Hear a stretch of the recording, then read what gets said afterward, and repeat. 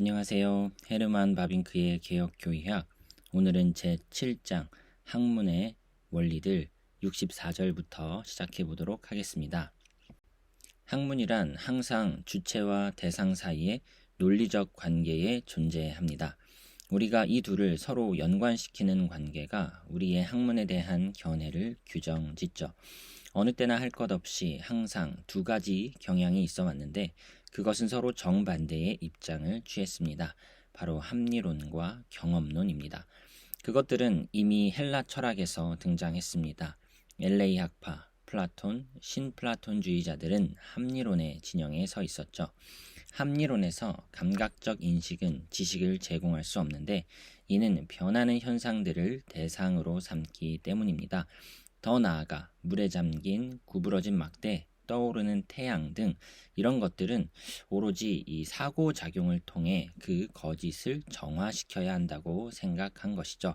오직 사고작용만이 지식을 제공하며 학문적 지식은 외부로부터 오는 것이 아닌 인간 정신의 산물이다라고 본 것입니다. 최근 철학에서 이러한 합리론적 경향이 다시 등장했는데요.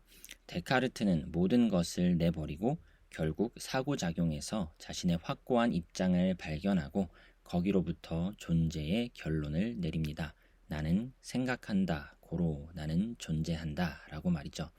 이로써 스피노자에게 있어서 사고의 필요성, 논리적 연관, 근거와 결과의 수학적 질서가 진리의 표준이 되었습니다.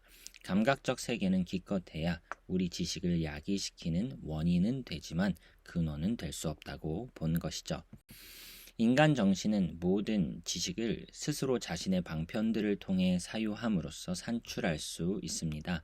우리의 생각은 심지어 감각적인 것들에 대한 생각조차 우리 자신의 본질로부터 나온다라고 본 것이죠. 칸트는 이 같은 합리론을 완화시켜 인간 정신으로부터 내용이 아닌 단지 인식의 형태들을 도출하는 것으로 생각하였습니다. 하지만 피히테는 그러한 구분이 불가능하다라고 바르게 인식하고서 우리 지식의 모든 요소들이 심지어 인식까지도 선험적이며 절대화를 통해 긍정적으로 가정된다고 선언하였습니다. 이러한 철학자들은 이런 합리론을 언제나 인지 능력의 범위에 제한했기에 오로지 인신론적 의미에서만 의도되었죠.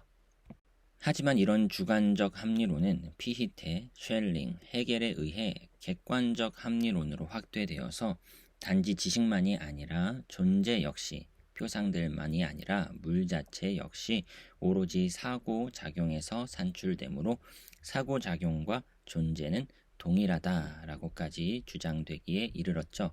이 합리주의가 어떤 다른 형태로 등장했든 항상 단 하나의 근본적 사상, 즉 추구해야 할 지식의 근원이 주체에 있다라는 사상을 가집니다.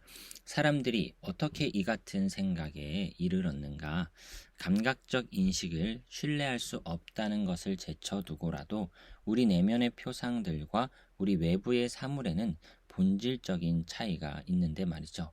물체는 정신에 작용할 수 없으므로 표상들과 같은 정신적 현상들은 오로지 이 정신에 의해서만 설명될 수 있는 것이죠. 어떻게 이 사고를 존재와 동일시하게 되었는지 의문스럽다는 것입니다. 이로부터 뒤따르는 것은 우리 외부의 사물들과 우리 내면의 표상들에 대한 존재 그리고 물체와 정신의 협력이 여전히 옹호될 수 있는지 아니면 단순하게 물체와 정신의 이중성이 반드시 거부되고 사물과 표상, 존재와 사고작용이 본질적으로 동일하다고 볼 것인지 관념론은 만일 사물과 표상이 두 개의 다른 실체들이라면 우리가 그 사물들에 대해 결코 알 수 없을 것이라고 말합니다. 우리는 항상 우리 표상들의 범주 내에 머물고 사물 자체와 결코 접촉할 수 없으나 언제나 사물에 대한 우리의 표상을 통해 다시 접촉한다라고 말하면서 우리에게는 오로지 의식적인 것만이 존재한다라는 것으로 귀결되기에 이르렀죠. 이미 데모크리투스는 사물 자체에 담긴 무게, 밀도, 강도와 같은 객관적인 속성들과 온기, 추위, 맛, 색과 같이 우리 인식에 단지 주관적으로 현존하는 속성들 사이를 구별하였습니다. 소위 이런 반관념론에 의하면 우리 외부의 세계에는 단지 원자들의 기계적인 움직임만 있고 물체는 성질이 없다라고 봅니다. 그 인상들은 질적으로 동일한 것이나 우리 두뇌는 그 균일한 움직임으로부터 인식세계의 무한한 다양성을 산출한다는 것이죠. 우리가 사물로부터 인식하는 빛, 소리, 색, 맛, 온기, 추위, 모든 질적인 속성들은 인간의 정신 외부에 존재하지 않고 단지 인간의 정신 내면에서 발생하고 존재하는 것으로 여깁니다. 이런 식으로 관념론은 시간이 흐를수록 더욱더 철학의 영역을 확보했고 심지어 자연과학으로부터 강력한 후원을 받기에 이릅니다. 그럼에도 불구하고 관념론에 대해 매우 심각한 반대들이 있었습니다. 제일 먼저 관념론은 모든 경험과 충돌하였죠. 우리는 내적 상태와 외적 사물들, 우리 내부와 우리 외부에 있는 것, 꿈과 실제 사이를 분명하게 구분합니다. 게다가 인간이란 결코 어떤 영역에서도 자율적이지 않으며 어디서나 항상 자신을 둘러싼 자연의 의존적인 존재이죠. 우리가 양식과 의복을 우리 손으로 마련하지만 그 재료는 우리 외부 자연으로부터 획득하듯이 그렇게 지성을 통해 외부로부터 재료를 받습니다. 지성은 여기서 또한 도구이나 근원은 아닌 것이죠. 관념론은 지식의 기관을 지식의 근원과 동일하게 만들고 말하자면 눈을 빛의 근원으로 삼고 생각을 사고작용으로부터 도출하고 있다는 것입니다. 그럼에도 불구하고 만일 사물과 표상이 서로 동일하다라고 주장한다면 관념론은 반드시 절대적 환상설에 이르게 될 것입니다. 나의 외부 세계가 환상일 뿐만 아니라 나 자신은 다름 아닌 나 자신에 대한 하나의 표상, 현상이 되는 것이죠. 모든 것이 꿈이 되는 것이고 실제란 없고 또한 더 이상 진리도 없다라고 주장하기에 이르게 될 것입니다. 모든 범신론이 자초한 암초는 다수성입니다. 추상적인 것에서 구체적인 것으로, 일반적인 것에서 특별한 것으로 전이되는 통로란 사라지게 되는 셈이죠. 따라서 쉘링은 실제에 도달하는 것은 힘든 일이다 라고 공적으로 선언하였습니다. 1차적인 수량적 속성들, 진실로 육체들 자체 역시 음조와 색 등의 질적인 속성들과 마찬가지로 인식된 현상들입니다. 우리는 둘 중에 하나를 선택해야 합니다. 우리가 감각수단을 통해 얻은 인식들을 모두 주관적인 것이라 하든지 혹은 그 인식들 모두를 객관적 실제에 대응하는 것이라고 해야 할지 둘 중에 하나를 선택해야 하는 것이죠. 예를 들어 우리가 불꽃이 붙은 불을 보고서 그 형태, 크기, 움직임을 객관적 속성들로 여기면서 불꽃의 불그스레한 색과 튀는 소리를 순전히 주관적인 인식들로 여기는 것은 아마도 가장 이상한 일일 것입니다. 시각적 인식에서 아주 밀접하게 연관된 두 가지 성질은 색과 형태인데 전자는 단지 실제에 대한 기호이며 후자는 신뢰할 만한 하나의 모습이다라고 여겨야 할 것입니다. 마치 전신기가 기계적인 진동을 수단으로 소식을 전하지만 이 소식 자체는 그 진동과는 전혀 다른 것인 것처럼 대상으로부터 우리 감각신경에 다가온 자극들은 단지 물리적 수단들로서 그것을 통해 우리 영혼의 인식들이 발생하게 되지만 그 인식들 자체는 완전히 다른 성격의 것입니다. 따라서 우리 외부의 현상들을 인식하는 것은 감각들이 아닌 항상 단일하고 동일한 영혼입니다. 영혼은 감각 수단을 통해 사물들을 인식하고 사물들에 상응하는 인상들을 받아들이는 것이죠. 합리론과 정반대편에 위치한 것은 경험론으로서 그 선구자들은 이미 그리스의 원자론자들과 그 뒤 중세의 유명론으로 등장하였습니다. 그 다음에 경험론은 철학적 경향으로서 현대의 프란시스 베이컨과 더불어 등장했고 로크, 흉, 그리고 프랑스 백과사전파를 거쳐 금세기에는 꽁트의 실증주의, 스튜어트 밀의 경험철학, 스펜서의 불가지론, 뷰히너, 촐베, 몰레스코트 등의 유물론에 이르렀습니다. 경험론은 역시 다양한 형태와 체계로 등장하였으나 그 출발점은 항상 감각적 인식만이 우리의 지식의 근원이다라는 원리였죠.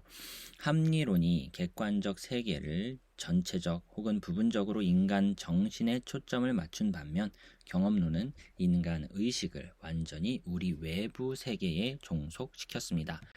인간은 지식 추구에 있어서 다름 아닌 오로지 인식 능력만을 수반할 뿐이며 모든 지적인 활동은 이 능력에서 비롯되고 기원합니다. 따라서 타고난 개념들이란 존재하지 않기에 학문적 연구자는 반드시 모든 선입견을 버려야 한다는 것이죠. 그는 자신의 의식 가운데 건설하고자 하는 진리의 신전으로부터 모든 우상을 반드시 내쫓아야 한다라고 말하면서 따라서 그는 정신의 선입견이 아니라 반드시 자연의 해석, 순수 경험의 지도를 받아야 한다는 것입니다. 인간 정신은 아무것도 쓰여 있지 않은 서판이며 반드시 완전한 무전제의 서판이어야 한다. 그래서 단지 신뢰할 만한 지식이란 오직 인식에 의해 수립될 때 가능하다라고 본 것이죠. 관찰 없는 개념들은 공허한 것이다. 따라서 초감각적인 것과 초자연적인 것에 대한 지식은 불가능하다라고 주장한 것이죠. 형이상학, 신학, 일반 정신과학들, 심지어 꽁트에 따르면 심리학조차 고유한 의미에서 학문이 아니라는 것입니다. 학문이란 엄밀한 학문들에 한정시켰죠. 그리고 심지어 인식 가능한 현상들의 범주 내에서조차 우리의 지식은 뭐뭐라는 사실과 어떻게에 제한되고 무엇과 외에는 감추어져 있는 것으로 보았습니다. 사물들의 원인과 목적, 기원과 운명은 우리가 도달할 수 없는 것이다 라고 보는 것이죠. 단지 사물들의 상호 연관, 연속성과 유사성에 불변하는 관계들이 학문적 연구의 대상입니다. 인식 가능한 현상들 배후에 그리고 그 위에 여전히 다른 것이 있는지 혹은 영혼, 하나님, 내세가 존재하는지는 아마도 실천 이성, 신앙, 상상 등의 다른 길들을 통해 수용될 수는 있겠지만 학문적으로 이 모든 것은 미지의 세계이며 여전히 그대로 머물 것이다 라고 보았습니다. 그러므로 학문의 목적은 더 이상 세계를 설명하는 데 있지 않고 다만 현실에 대한 지식을 획득하여 우리가 그 지식에 따라 우리의 삶을 정돈하고 그것으로부터 실제적인 유익을 얻는 것이라고 봅니다. 그러나 정신이 인식세계에 이렇게 절대적으로 묶여 있다는 사실은 다른 사람으로 하여금 단지 정신이 인식하는 내용만 아니라 세계로부터 의식과 정신 자체를 해설하도록 이끌어 경험론은 결국 유물론에 귀결되고 맙니다. 이러한 경험론은 물론 인간을 둘러싼 자연에 대한 인간의 의존에 의해 강력한 지지를 받았음에도 불구하고 심각한 반대들에 의해 압박을 받습니다. 제일 먼저 확고부동한 사실은 인간의 정신이란 지성적 활동에 있어서 완전한 의미에서 결코 수동적이거나 심지어 수용적이 아니라 항상 다소간 능동적으로 등장한다는 사실이죠. 보고 듣는 것은 눈이나 귀가 아니라 눈과 귀를 통해 보는 사람 자신입니다. 인간의 정신은 인간의 외부 세계가 원하는 대로 쓰고자 하는 서판이 결코 아니죠. 외부 세계를 인식하고 그 인식들을 연결, 비교, 판단하는 것은 인간 자신입니다. 결국 우리는 논리학, 수학 등에서 단지 특별하고 우연한 진리들만 아니라 보편적이고 필연적인 진리들도 가지는데 경험론자들은 그것들을 경험으로부터 도출하려고 헛된 시도를 합니다.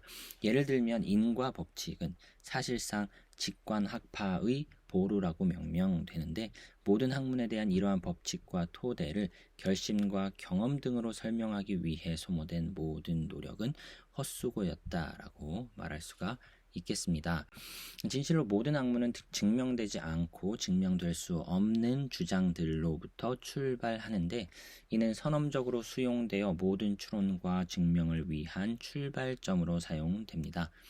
아리스토텔레스는 이미 이것을 간파했죠. 무한으로의 소급이란 없다. 바로 증명의 힘을 갖기 위한 증명이란 결국 반드시 증명이 필요 없는 그 자체에 근거한 주장에 기초해야만 하며, 따라서 그것은 논증의 기초 원리로 사용될 수 있다는 것이죠. 건물은 공중에 설 수 없으며 논증이 단지 근거할 수 있는 토대는 증명이 아닌 자명함에 의해 확립되는 것이다 라고 말할 수가 있는 것이죠.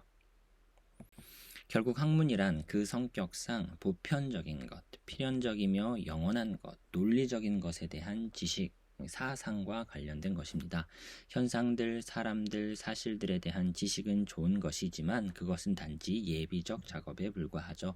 분석이 선행하지만 반드시 종합이 뒤따라야 한다는 것입니다. 그래서 학문이란 우리가 사물의 원인과 본질, 목적과 목표를 통찰할 때 우리가 단지 뭐뭐라는 것뿐만 아니라 왜냐하면도 역시 알고, 따라서 우리가 사물들의 원인들을 분별할 때 비로소 존재한다라고 말할 수 있겠습니다.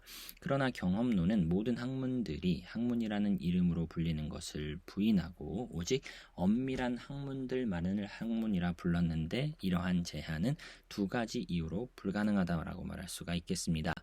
첫째, 순수 형태의 학문들, 논리학, 수학, 역학, 천문학, 화학 외에, 그리고 단지 특정한 의미에서 철학적 요소 없이 학문이란 불가능하기 때문인 것이죠. 따라서 모든 학문에서 발명, 직관, 상상, 한마디로 말하자면 천재성과 이와 연관된 학문적 가설이 아주 중요한 역할을 차지합니다.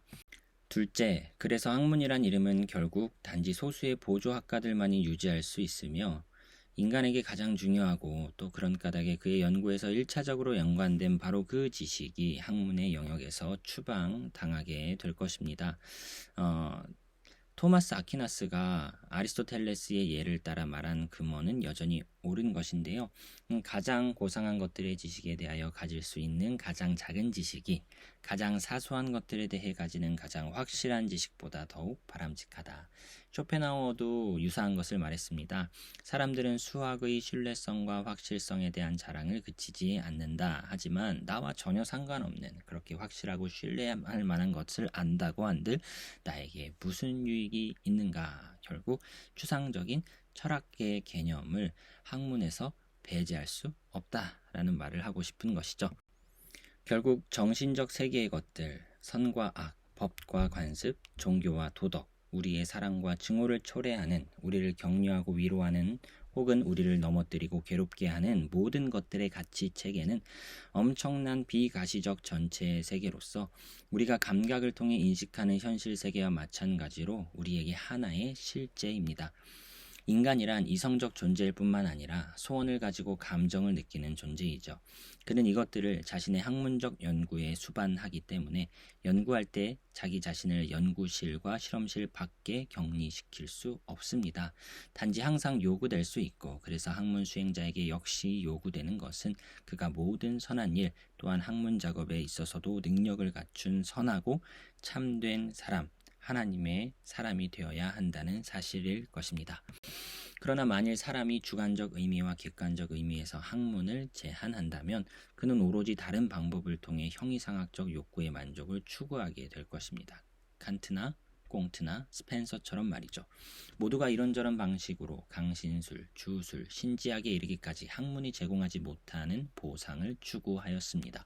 그리고 모든 영적 지식을 가진 종교는 먼저 수리를 당하고 정문에서 쫓겨났으나 자주 미신적 형태로 다시금 뒷문으로 들어오도록 허용되었죠. 합리론이 사고작용으로부터 존재를 도출하려는 시도가 성공하지 못했던 것처럼 정신적인 것은 아직 물질적인 것으로 설명되지 않고 있습니다. 이 둘 사이의 통로가 발견되지 않고 있죠. 여기에 관념론과 유물론이 타개할 수 없는 난관이 있는 것입니다. 하지만 우리가 경험론과 합리론이 위대한 약속을 하고 더 큰 기대를 받았음에도 불구하고 어떻게 금세기에 다름 아닌 유물론과 환상론에 귀결되었는지, 그리고 그것들이 서로 대조적임에도 불구하고 서로 진척시키고 강화시킨다는 것을 볼 때에 헤겔의 관념론은 포이에르바흐와 슈트라우스에 의해 유물론으로 귀결되었고, 유물론은 다시금 많은 자연과학자들에 의해 반관념론 혹은 전체적 관념론으로 바뀌는 형국을 볼 수 있다는 것이죠. 어쨌든 현대 철학 전반에 대해 데카르트적 경향과 베이컨적 경향 둘 다 수정이 필요하지 않는가, 혹은 유물론과 관념론 둘 다로부터 우리를 보호해줄 더 나은 다른 학문의 원리들은 존재하지 않는가라고 우리는 질문할 이유가 충분히 있다라고 바빙크는 말합니다. 오늘의 내용을 정리해 보겠습니다. 주체와 대상 사이를 어떻게 연관 지을 것인가, 여기에 큰 두 개의 흐름이 있는데요. 하나는 합리론이고 하나는 경험론입니다. 합리론은 사고작용을 통해 인식을 정화시킬 수 있다라고 보면서 결국 대상보다는 주체에 주목을 하여 주체가 지식의 근원이 된다라고 주장을 하지요. 나아가 사고되는 것만이 존재한다라고 관념론으로 귀결됩니다. 반면에 경험론은 감각적인 인식만이 우리의 지식의 근원이다라고 보면서 사고의 편견을 버려야 참된 지식에 이를 수 있다라고 보죠. 정신이 인식 세계에 절대적으로 묶여 결국 유물론에 이르게 됩니다. 결국 학문이란 보편성을 논하는 것인데요. 관찰과 정신 결국 모두가 중요한 요소인 것이죠. 결국 영혼, 사람이 하는 일입니다. 학문은 참된 사람, 하나님의 사람이 되어야 바르게 학문을 할 수 있다는 것이죠. 여기서 우리는 경험론도 아니요, 합리론도 아닌 더 나은 학문의 원리가 필요하겠구나라는 생각에 이르게 되는 것이죠. 다음 시간에 학문의 원리 실제론 파트를 정리하고 난 이후에 그 다음에 종교의 원리들 파트로 넘어가 보겠습니다. 오늘도 수고 많으셨습니다.